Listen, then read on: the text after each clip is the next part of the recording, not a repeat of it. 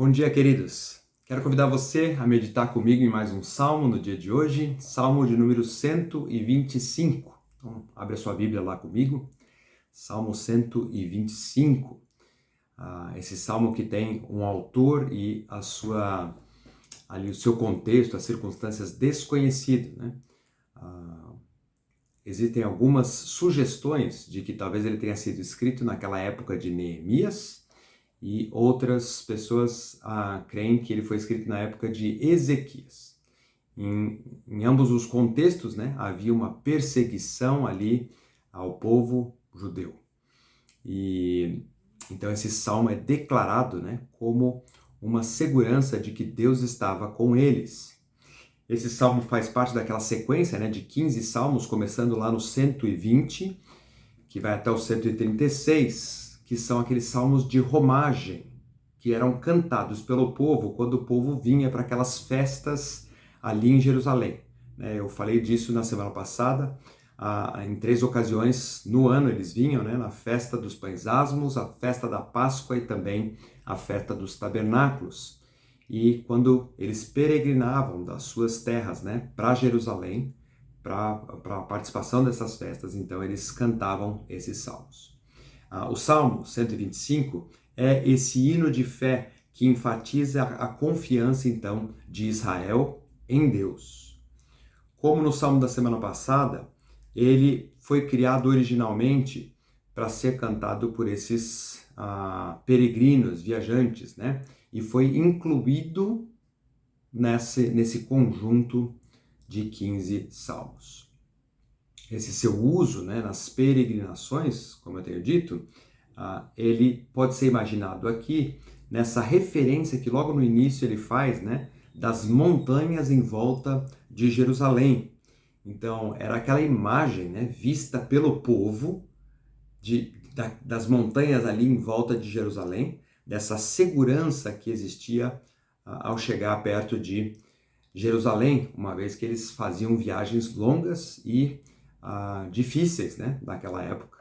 Então, a figura das montanhas em volta de Jerusalém traziam essa segurança do próprio Deus, da própria presença de Deus. O salmo, então, se divide em 2 partes que nós queremos estudar juntos. Nos versos de 1 a 3, nós temos uma declaração de confiança a Deus, e a segunda parte, versos 4 e 5, nós temos, então, um pedido ao Senhor. Como esse salmo é curtinho, vamos ler todos juntos esse salmo, né? 125. A palavra de Deus diz assim: Os que confiam no Senhor são como o monte Sião, que não se pode abalar, mas permanece para sempre. Né? Tem uma canção bem conhecida, né? Que nós cantamos a respeito desse salmo. Como os montes cercam Jerusalém, assim o Senhor protege o seu povo, desde agora e para sempre. O cetro dos inimigos não prevalecerá sobre a terra dada aos justos. Se assim fosse, até os justos praticariam a injustiça. Senhor, trata com bondade aos que fazem o bem, aos que têm coração íntegro. Mas aos que se desviam por caminhos tortuosos, o Senhor dará o castigo dos malfeitores. Haja paz em Israel. Até aqui, então, a palavra do Senhor. Vamos orar. Vamos agradecer a Deus mais um dia de vida, por mais essa palavra que o Senhor nos traz.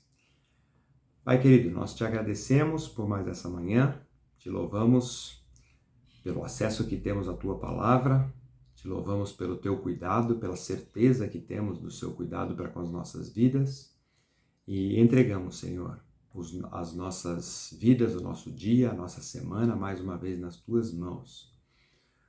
Pedimos e agradecemos por tudo isso, no precioso nome de Jesus. Amém.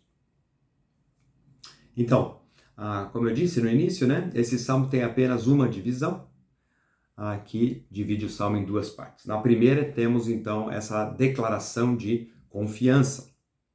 Os que confiam no Senhor são como o monte Sião. Então, O Monte Sião aqui traz a figura da presença de Deus. Isso é simbolizado por aquelas colinas, né? A gente tem no singular, existiam algumas colinas ao redor ali de Jerusalém, mas esse Monte Sião pode ser visto assim como o símbolo, né?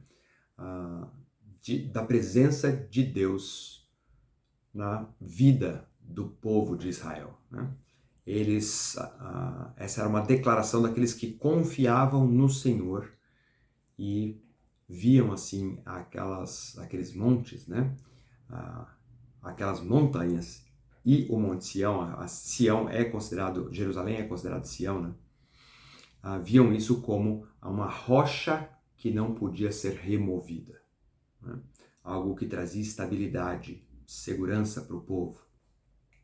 O povo, então, de Israel cantava a respeito da segurança naquilo que eles criam, né? Na presença de Deus, ali em Jerusalém, quando eles vinham para essas comemorações judaicas. O monte era esse símbolo de estabilidade.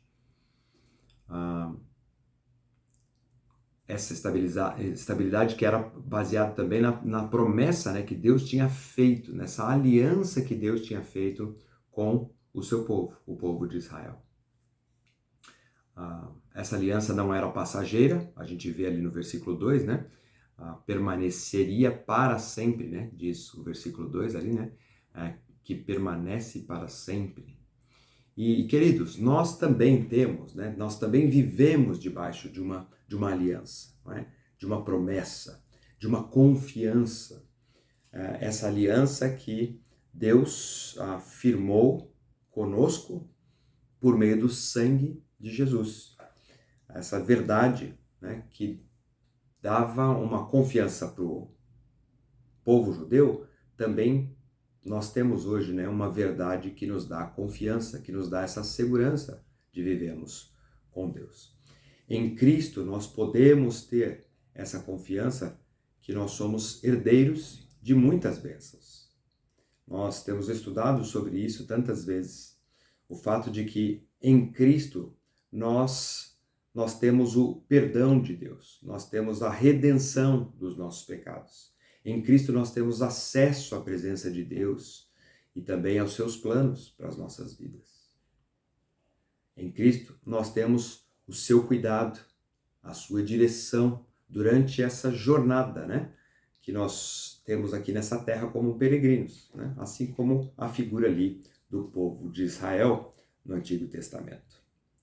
Em Cristo nós temos uma esperança futura. A pergunta para nós nessa manhã é como anda essa confiança em Deus?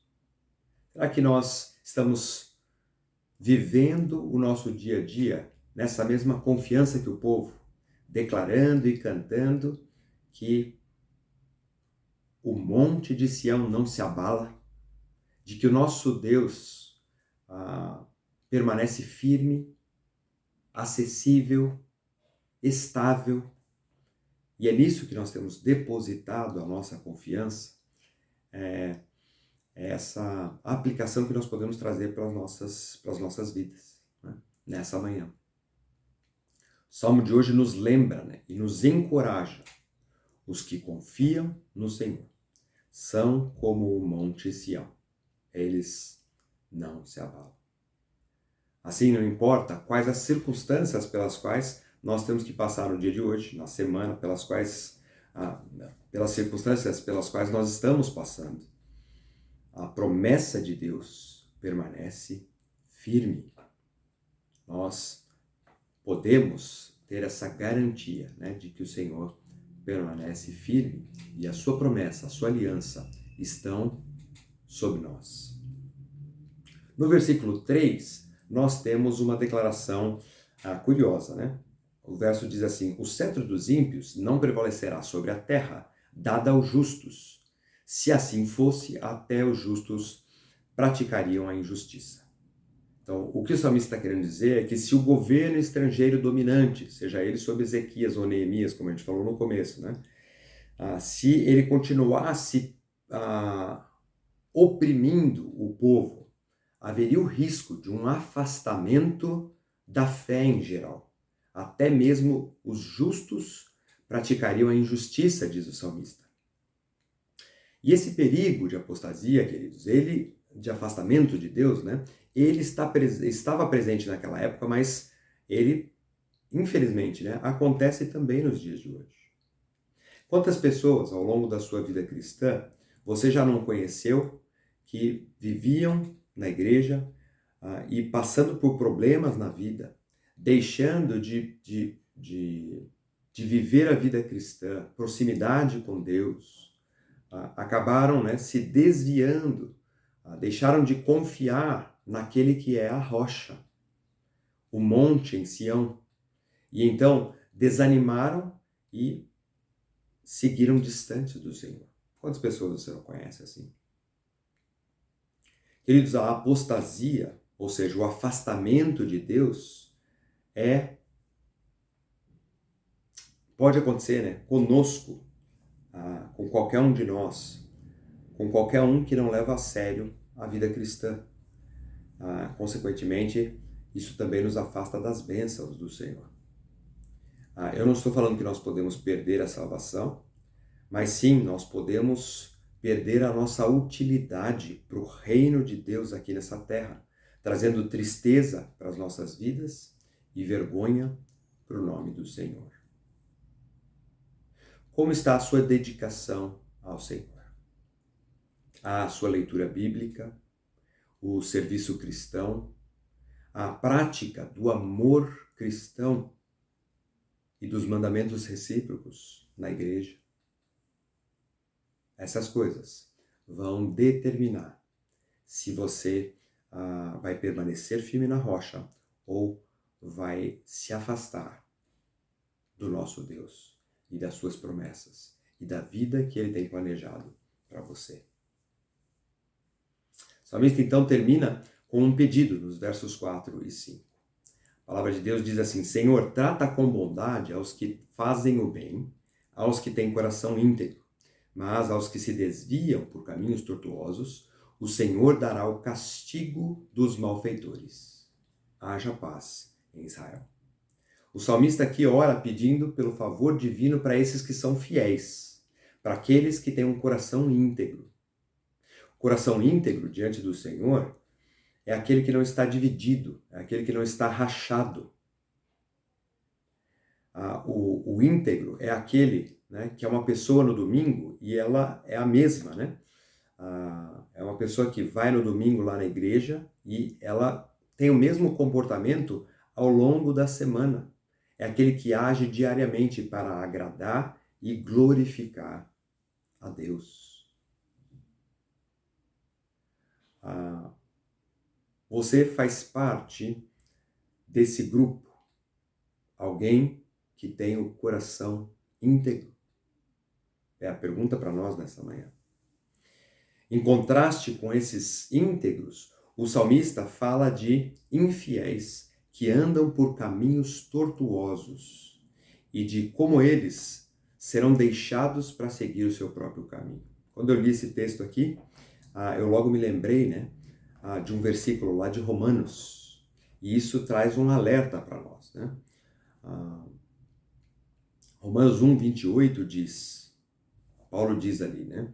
Além do mais, visto que desprezaram o conhecimento de Deus, ele, Deus, os entregou a uma disposição mental reprovável para praticarem o que não deviam.